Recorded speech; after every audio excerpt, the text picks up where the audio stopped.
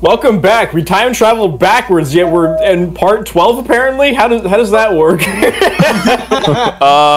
It's a canon event. That's how it happens. Oh, I get it now. Time travel always makes sense. Oh yeah. Oh, Time travel. Thank you for speeding through these, by the way. Yeah, I get it. I mean, I noticed Carlos just kind of just ignored these puzzles, but I still want to at least let the dialogue that plays afterwards, because I see them important enough. But yeah, I speed through the puzzles because I don't want you to sit here for like 5 minutes of me just figuring out and failing the puzzles. That makes total sense. Because some of these get pretty challenging later on. It takes a few minutes to get through these. Brought to you by the makers of Ratchet and Clank. Oh wait, it's a little bit literal. But yeah.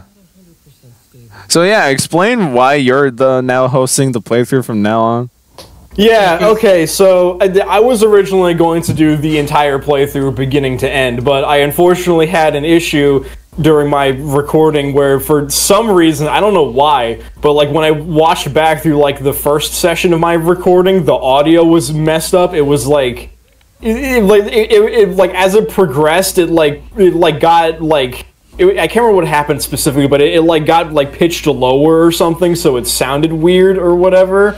And so and so like the entire like first 4 hours of gameplay I just couldn't use. Everything else was fine. So I had Carlos basically record like his game on. What did you play on, like PC or whatever? Yeah, PC. Yeah. So Carlos played it on PC up to where I was like up to this point where I actually had usable footage and stuff. And so for the rest of the playthrough, it's going to be my footage on the PS5. Gotcha. So that's why all the button prompts are now correct. Yes. No more letters. No more letters, only symbols. Yeah, exactly. Okay. But yeah, pitched lower. Oh, that's terrible. Yeah, it was like weird. Like it sounded kind of okay like at the beginning, but like as the footage like progressed, it like the audio like slowly got like lower and lower in pitch, and I don't know what caused it, but I didn't want to go through to fix that, so I just had Carlos do the beginning parts for me. That's so. I have never heard anything like that. Yeah, I've never had that happen to me before. I think it might have just been some weird issue with the capture card that day, because everything else was fine after that. Weird, very weird, huh? Pitch. Wow. I don't know why, but I just started thinking about that bullshit with Kappa from like 5 years ago. You remember that? Oh. I was like, everyone had to like delete all their videos or got sued for every single video. Yeah, that was. And then nothing happened after that. Nothing happened from that, did it? No, nothing happened.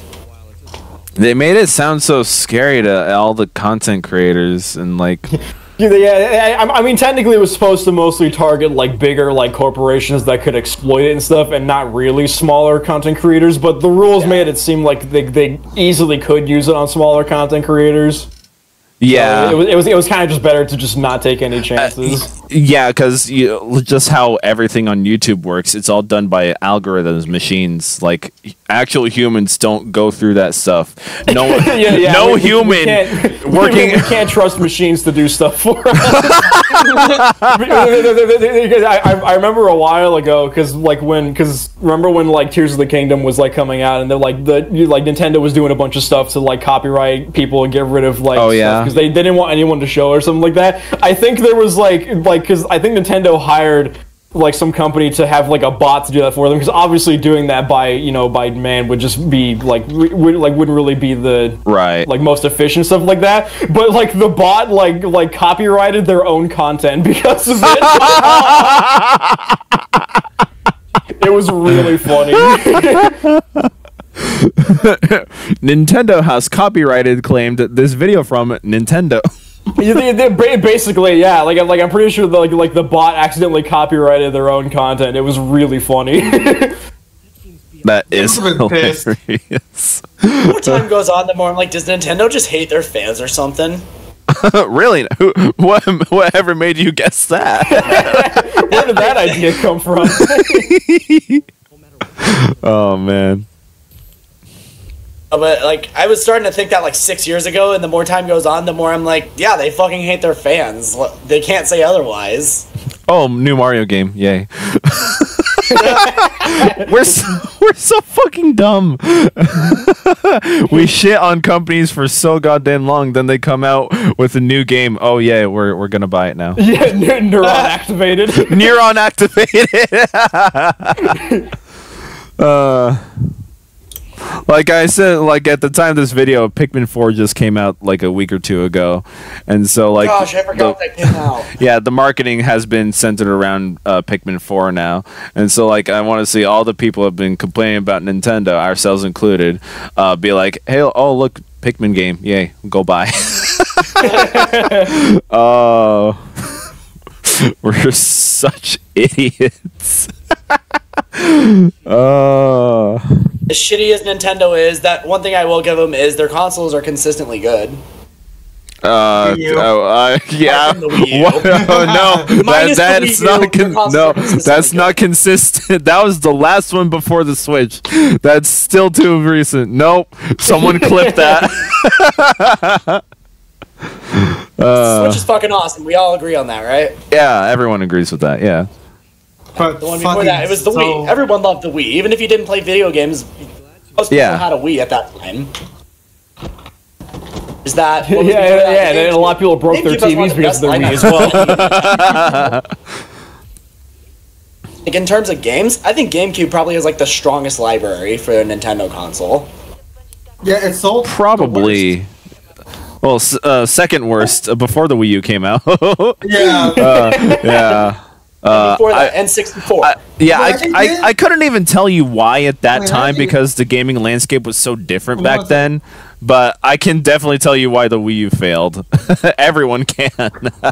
Yeah. Oh man.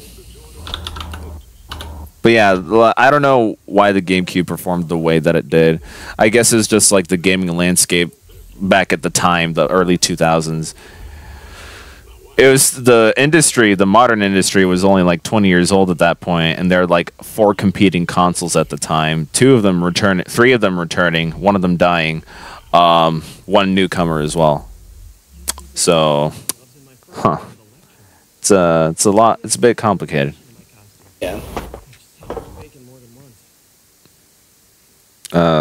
Interesting. I like these. Another thing I notice I do is I actually, when I get these like backpack items, I actually let the dialogue play out. Oh, is that what that was? I thought you were just showing. It's like, all right, I'm missing the Pringles can and the sponges now. I know. Yeah, when you get backpack items and stuff, because they're like references to like past adventures and stuff like that, and whatever. And when you go into them and stuff, like Peter has like a little thing that he talks about it or whatever. So I let those play out because they're kind of interesting. Yeah. I remember these gloves from my teenage years. I also had a Pringles can. Oh. One of them has a fucking like a set of gym clothes from high school. Oh, really? He says, "Ugh, man, I should have washed these a long time ago." Or something like that. Then I think my favorite one of those is he finds like an old like comic that a kid made for him. Aww. Oh yeah, I think that's like my favorite backpack that I found. It was so sweet.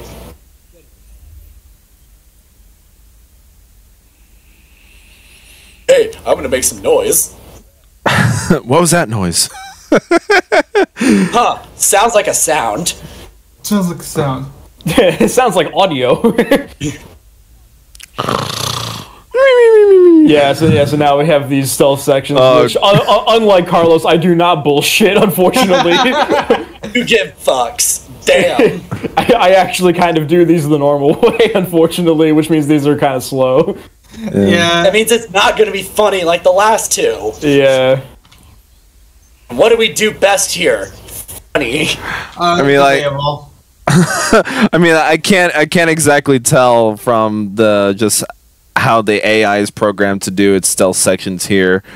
But that might explain why Carlos's sections were so speed runny.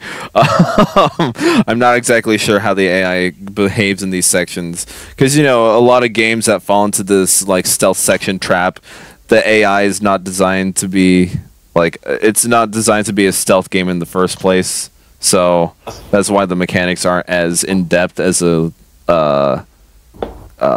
actual stealth game. I think just abuse the fact that they have a shitter version of the Assassin's Creed. Oh, the not detective system, right? Yeah, detection. Yeah. Because it takes them so much time to actually notice you can bullshit through some of these parts. I've had a couple of times where I'm like barely even in front of somebody and they notice me immediately and I get a game over. So it's a little inconsistent for me. So it's that kind of AI, not stealth game, but stealth section AI. Great. I think that's one of the reasons I really like The Last of Us is the AI is like it's both fighting and it can find you too. Like it's not you. It can find you. You get what I mean, though. It's because yeah, it's a survival stealth game. That's what it is. It's like there are stealth mechanics. You have to keep a close eye out on the enemies and stuff, but you also have a limited amount of resources. So yeah, for the most part, from memory, Last of Us is actually a little bit better at stealth gameplay than I have seen in recent memory. Unfortunately, it's still a bit better than the RE4 remake stealth sections. Sad days, but it's whatever. On that note, I kept meaning to ask you, what was your consensus on that, Ethan, the Resident Evil 4 remake? The 4 remake, absolute. What's your review on that? Oh, my shortened review is that I love the game to death. I love it just as much as the original, but it should be stated that it's somewhat familiar but not similar, if that makes any sense. Gotcha. Yeah, it's familiar. Like certain story beats happen in the same way, but the level design is almost completely different, which is actually a good thing, and just executionally. Makes sense. This feels more like it was made for people who like grew up with Resident Evil 4. It's like for Ethan basically. But it's for people like Ethan that this is like one of their games, so it's right. It's not. I don't think you're supposed to go into this with this being your first time playing Resident Evil 4. I think you're supposed to have like a fucking maybe previous experience with it to a degree. To a degree, but you still could go in newcomer and still have a good time with it. Yeah, because that was what I liked about the original Resident Evil 4. Like, you didn't even have to be a fan of the franchise in order to have it be a jumping point. I still feel that way with the remake as well. If you have that be your very first Resident Evil game, you're gonna have a fun fucking time. So, yeah. It also just, like, a shortened version of this. The new gameplay mechanics that they added to the remake also helped me, like, objectively realize that some of the things in the original were broken as shit. It actually made me... it finally! Yeah. It's not a perfect game! No! Yeah, some of the stuff you could do in the original was kind of overpowered, and I can see that now. And, I'm glad, you know what, I'm, like, fascinated that I maybe see, like, the more objective points of original Resident Evil 4, not look at it through rose-tinted glasses, even though I really like those glasses. You really, really like those glasses. I do. You really, really, really like those glasses, Ethan. That's what they were your favorite. They are. They still are, yeah. But I'm not gonna say which one of them is better, because that's kind of like saying which child is better. Yeah, which of your two children do you love more? I'm not that kind of parent. I'm not a parent. Oh man. It's a game that's fucking terrible. You know it's terrible, but there's just something you can't help but love it. Oh. What's that game for you guys? It's a good question. I know Josh's answer. What is it? Is Josh gonna say it? Huh? Oh, like a bad game you legitimately enjoy. Oh. Ironically, it's like you legitimately love this game because it's something about it you can't hate it. Well, you have to play a modded version of it.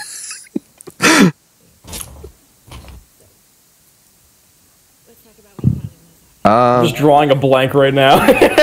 Robert? I can't really think of one off the top of my head.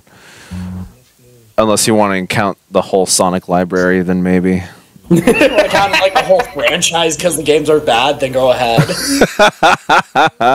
Maybe. That's just a blanket statement because I really can't think of anything else off the top of my head. What was the question? There's a game, you know it's bad, like objectively you know it's not good, but there's something about it that you can't hate it. What is that game? Destiny 2. Oh. The thing is, like, I just don't hate many things in general, so it's objectively really hard for me to even answer this question. Fair enough. I pick Kingdom Hearts. I know that's a not good game. I just can't hate it. Yeah, it's fair. That sums up the whole. That sums up the whole fan base. All right. Yeah. I know it's convoluted. I know it's broken. I know it's dog shit. Can love it though for some reason. It's the Mickey Mouse ears. Don't fall into its trap. Don't fall into the trap. Door to darkness. I fucking hate Disney. I think Disney could go to hell and die. But no, it's I don't know. I don't know. I think a big part of it is probably nostalgia. I grew up with that game. I think I probably plays that really big role. Okay, I'll have to think about my childhood games then, because there probably is some dog shit in there somewhere. Well, my childhood game was unfortunately Sonic 06. That's a terrible game. Oh, see, that's Josh's answer. like literally, like pretty much. Well, I mean, there's a handful of other ones, but like because I grew up with the Xbox 360 and stuff, which I think was originally my mom's. I'm pretty sure it used to be. Yeah, I'm pretty sure it used to be hers because she used to play a shitload of Oblivion. Oh damn! Okay. Yeah, and I think she even like had like all of the achievements or whatever in that and stuff. God damn! Okay. Yeah, it was crazy. But yeah, so I think I might have like messed around a little bit in Oblivion, but I didn't know what I was doing, so I would always get in trouble with the guards and stuff and get killed. That was basically that. And then I got Sonic 06. And then those were kind of mostly the two that I can remember off the top of my head. There might be like one other one if I think about it, but those are basically the games that got me into gaming. I think it was Star Wars: The Force Unleashed, the Transformers DS game, and Lego Batman. I think those three games got me into video gaming. Mario Kart 64. Yeah. Mario 64. No. I know a game got me into gaming. What? This is a cliche answer, but it's Super Mario 64. That's no joke one of the first games I ever played. That was my very first game, actually. Yeah. No, I think my very first game was actually Mario All-Stars on the Super Nintendo. Oh, nice. Yeah, no, That's how you do a remaster. Oh, Super Mario 3D All-Stars. Mario dies on March 31st. Gone, reduced to atoms. But yeah, no, I still remember to this day Mario 64 is my very first video game. Did I ever beat it back then? No. I just fucked around in Bob on Battlefield the entire time. Exactly. That's exactly what I did. I didn't understand like the actual mechanics, and for whatever reason, King Babam always scared me. Now it's piss easy. I can run, I can jump, I can punch. I'm having fun. Right? Yeah. That's how my ADHD brain worked at 3. It's probably the perfect video game. Yeah, I can press buttons and look at bright colors. Hell yeah, dude. Hell yeah. Look at this funny Italian man.